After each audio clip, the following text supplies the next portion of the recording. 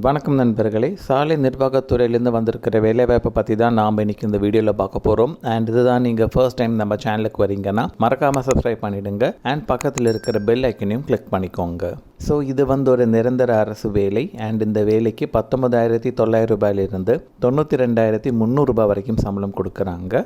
And அவங்க 466 காலியிடங்களுக்கு தான் ஆளுங்களை எடுக்கிறாங்க. எலிஜிபிலிட்டி நீங்கள் மினிமம் 8th பாஸ் பண்ணியிருந்தால் போதும். நீங்கள் 8th 10th 12th ITI diploma எந்த டிகிரி படிச்சிருந்தாலும் இந்த வேலைக்கு நீங்கள் விண்ணப்பிக்கலாம். அண்ட் ஃப்ரெஷர்ஸ் கூட இந்த வேலைக்கு அப்ளை பண்ணலாம். இந்த வேலைக்கு நீங்கள் தபால் மூலயமா தான் அப்ளை பண்ணணும். அண்ட் நம்ம தமிழ்நாட்டில் இருக்கிற 38 மாவட்டத்தினரும் இந்த வேலைக்கு விண்ணப்பிக்கலாம். ஸோ இப்போ வாங்க இந்த வேலைக்கான ஆஃபிஷியல் நோட்டிஃபிகேஷனை நம்ம பார்க்கலாம்.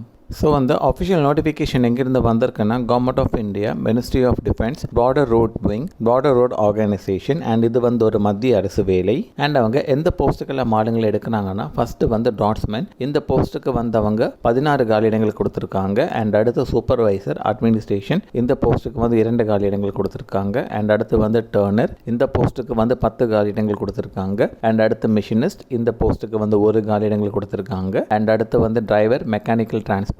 இந்த போஸ்ட்டுக்கு 417 காலியிடங்கள் கொடுத்துருக்காங்க. அண்ட் அடுத்து டிரைவர் ரோட் ரோலர். இந்த போஸ்ட்டுக்கு 2 காலியிடங்கள் கொடுத்துருக்காங்க. அண்ட் அடுத்து ஆப்ரேட்டர் எக்ஸ்கவேட்டிங் மிஷினரி.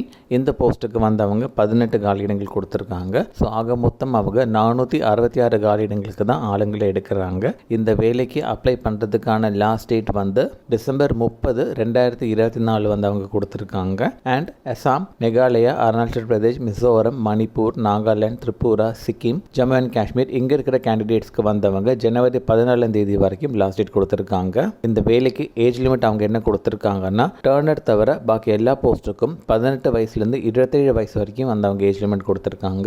அண்ட் டர்னர் போஸ்ட்டுக்கு 18 வயசுலேருந்து 25 வயசு வரைக்கும் அவங்க ஏஜ் லிமிட் கொடுத்துருக்காங்க எல்லா கம்யூனிட்டி கேட்டகரிக்கும். அண்ட் இதுதான் இந்த வேலைக்கான அப்ளிகேஷன் ஃபார்ம். ஸோ இங்கே நீங்கள் உங்களோட பாஸ்போர்ட் சைஸ் ஃபோட்டோ அட்டாச் பண்ணிக்கோங்க. அண்ட் நீங்கள் அட்டாச் பண்ணுற பாஸ்போர்ட் சைஸ் ஃபோட்டோ கம் போட்டு தான் நீங்கள் ஒட்டணும். ஸ்டாப்லர் வச்சு நீங்கள் பின் பண்ணக்கூடாது. அண்ட் இங்கே நீங்கள் எந்த போஸ்ட்டுக்கு அப்ளை பண்ணுறீங்களோ அந்த போஸ்டோட பேரை நீங்கள் இங்கே மென்ஷன் பண்ணிக்கோங்க. அண்ட் இங்கே அந்த போஸ்டோட சீரியல் நம்பரை நீங்கள் மென்ஷன் பண்ணிக்கோங்க. அண்ட் அடுத்து அவங்க கேட்டகரி கேட்டிருக்காங்க. ஸோ உங்களோட கம்யூனிட்டி கேட்டகரி நீங்கள் இதில் எந்த இதில் இருக்கீங்களோ அந்த பாக்ஸை டிக் பண்ணிக்கோங்க. அண்ட் அடுத்து உங்களோட வெயிட்டேஜ் மார்க்ஸ் அவங்க கேட்டிருக்காங்க. ஸோ உங்களோட மார்க்ஸ் நீங்கள் இங்கே ஃபில் பண்ணிக்கோங்க. அண்ட் இங்கே நீங்கள் மைனாரிட்டி கம்யூனிட்டி சேர்ந்தவர்களை சொல்லி கேட்டிருக்காங்க. அதுக்கு ஆம்னா எஸ்ன்னு நீங்கள் டிக் பண்ணிவிட்டு நீங்கள் எந்த கம்யூனிட்டி கேட்டகரியில் இருக்கீங்களோ அதை நீங்கள் டிக் பண்ணிக்கோங்க.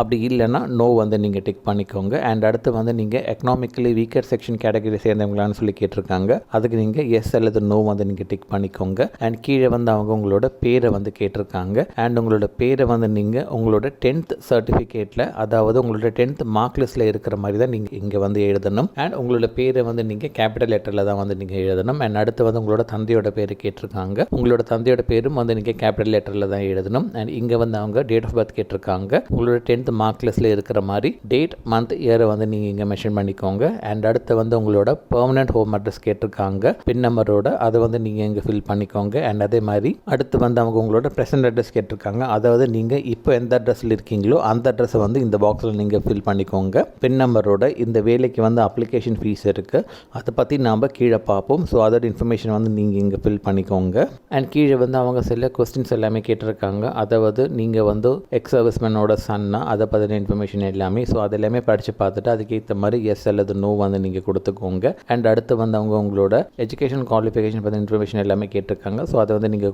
கொடுத்துக்கோங்க. அண்ட் அதுக்கப்புறம் உங்களோட டெக்னிக்கல் எஜுகேஷன் அவங்க கேட்டிருக்காங்க. நீங்கள் இன்கேஸ் ஐடி ஏதாச்சும் படிச்சிருக்கீங்கன்னா அந்த இன்ஃபர்மேஷன் நீங்கள் இங்கே கொடுத்துக்கோங்க. அண்ட் அதுக்கப்புறம் அவங்க உங்களோட லைசன்ஸ் பற்றின இன்ஃபர்மேஷன் கேட்டிருக்காங்க. Light motor vehicle and heavy motor vehicle. So அந்த இன்ஃபர்மேஷனையும் நீங்கள் இங்கே கொடுத்துக்கோங்க. அண்ட் இந்த இன்ஃபர்மேஷன் உங்களோட லைசன்ஸ்லேயே இருக்கும். அண்ட் அடுத்து அவங்க உங்களுக்கு ஏதாச்சும் வேலை எக்ஸ்பீரியன்ஸ் இருந்துச்சுன்னா அதை பற்றி இன்ஃபர்மேஷன் கேட்டிருக்காங்க. ஸோ அது எல்லாமே நீங்கள் இங்கே கொடுத்துக்கோங்க. அண்ட் இங்கே உங்களோட மொபைல் நம்பரை நீங்கள் எழுதிக்கோங்க. அண்ட் இங்கே உங்களோட ஆதார் நம்பரை நீங்கள் இங்கே எழுதிக்கோங்க. அண்ட் உங்களோட ஆதார் கார்டு ஜெராக்ஸ் காப்பியும் இந்த அப்ளிகேஷன் ஃபார்ம் கூட அட்டாச் பண்ணணும்னு சொல்லியிருக்காங்க. அண்ட் இங்கே உங்களோட இமெயில் ஐடியை நீங்கள் எழுதிக்கோங்க. கேபிட்டல் லெட்டரில் நீங்கள் மறக்காமல் மென்ஷன் பண்ணிக்கோங்க. அண்ட் கீழே நீங்கள் ப்ளீஸ் டேட் மென்ஷன் பண்ணிவிட்டு இங்கே உங்களோட லெஃப்ட் ஹேண்ட் தம்ப் இம்ப்ரெஷன் கேட்டிருக்காங்க. அதாவது உங்களோட இடது கை பெருவிரலோட ரேகை அதை அதை வந்து நீங்கள் இங்கே இம்ப்ரெஷன் பண்ணிக்கோங்க அண்ட் இங்கே வந்து உங்களோட சைன் போட்டுக்கோங்க.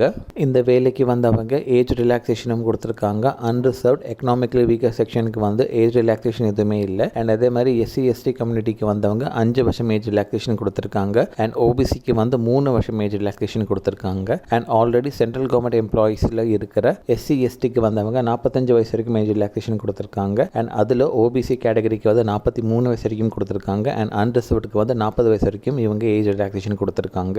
அண்ட் அடுத்து பர்சன் வித் டிசபிலிட்டி கேண்டிடேட்ஸ்க்கு வந்தவங்க 10 வருஷம் வரைக்கும் ஏஜ் ரிலாக்ஸேஷன் கொடுத்துருக்காங்க. அண்ட் ஜம்மு அண்ட் காஷ்மீர் மைக்ரன்ஸ்க்கு வந்தவங்க 5 வருஷம் ஏஜ் ரிலாக்ஸேஷன் கொடுத்துருக்காங்க. இந்த வேலைக்கு வந்து அப்ளிகேஷன் ஃபீஸ் இருக்குது. ஜென்ரல் எக்கனாமிக்கலி வீக்கர் செக்ஷன் இவங்களுக்கு வந்து 50 ரூபா அப்ளிகேஷன் ஃபீஸ் கொடுத்துருக்காங்க. அண்ட் அதே மாதிரி ஓபிசிக்கு வந்து 50 ரூபா அப்ளிகேஷன் ஃபீஸ் கொடுத்துருக்காங்க. அண்ட் அடுத்து SC ST person with disability கேண்டிடேட்ஸ்க்கு வந்து அப்ளிகேஷன் ஃபீஸ் கிடையாது. இவங்க வந்து இந்த வேலைக்கு ஃப்ரீயாகவே அப்ளை பண்ணலாம். அண்ட் கீழே வந்தவங்க இந்த வேலைக்கு எப்படிலாம் அப்ளை பண்ணணும் அண்ட் அதை பற்றின இன்ஃபர்மேஷன் எல்லாமே கொடுத்துருக்காங்க. ஸோ அது எல்லாமே வந்து நீங்கள் இங்கே செக் பண்ணிக்கோங்க. அண்ட் இந்த வேலைக்கு வந்து written exam, physical efficiency test and practical trade டெஸ்ட்டும் இருக்கணும்னு சொல்லியிருக்காங்க. அண்ட் அதோட இன்ஃபர்மேஷனும் அவங்க வந்து இங்கே தெளிவாக மென்ஷன் பண்ணியிருக்காங்க. ஸோ அது எல்லாமே நீங்கள் படித்து பார்த்துக்கோங்க.